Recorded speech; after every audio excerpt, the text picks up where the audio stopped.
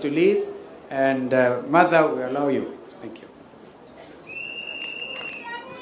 Your Excellency, the Honorable Kalonzo Musyoka, the party leader of Wiper Patriotic Front, and now the presidential candidate of Wiper Patriotic Front, my brothers and sisters in the opposition, and all of you wonderful people, delegates of Wiper Patriotic Front.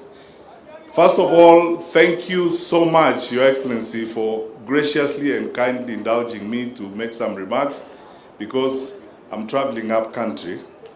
First, let me start by congratulating you for a wonderful delegates conference you've had, and most importantly, for your nomination formally now as the presidential candidate for Wiper Patriotic Front. Secondly, Your Excellency, thank you for making an excellent speech. I associate myself and support every word that you uttered from here. So in a sense, you actually spoke for all of us this afternoon. My fellow Kenyans, there are many things we could say at this point in time, but I want to say only two. One, every generation has a date with destiny, and every generation faces its own challenge. The one we face today in Kenya is to be true to ourselves and true to our country and save our country from the challenges we have today. Please allow me to say only one thing that is very, very painful to me today. What is going on right now in the country? And my colleagues, and I'm calling them colleagues because I just left the security sector 3 years ago, having served as Minister for Interior. The activities of registering people, some of whom are not even Kenyan citizens, getting identification cards and doing all manner of criminal monkeying that is going to affect our country, is setting the stage for anarchy in this country. I want to ask our brothers and sisters who are in government that you know there must come a time in the history and in the life of a public servant when you must think about your country more than the very basic issues of political expedience and political survival at that point in time. The madness going on right now and those things that are happening, denying young people registration in parts of the country where people suspect they will not get votes, is setting the stage for anarchy.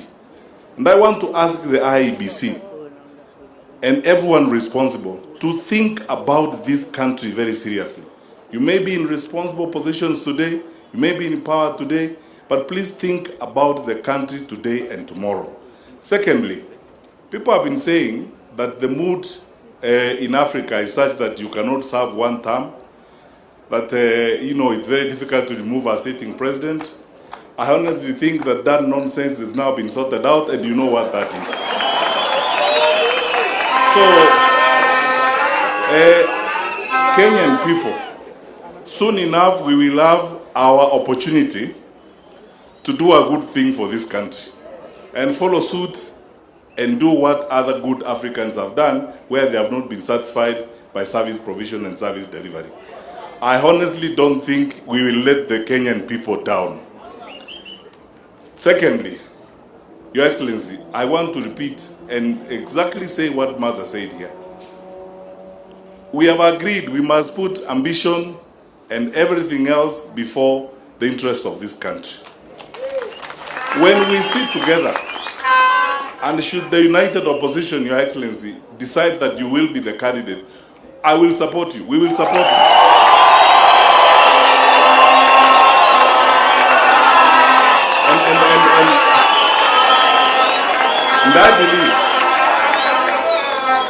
And I believe that when that time comes, when we all sit together, consult everybody, and a method is found of identifying a candidate or one of us who will deliver and be first among equals, we should all rally behind that individual. And as I've said here openly, Your Excellency, if that person is yourself, we will support you and back you, because in any case, that's what we want.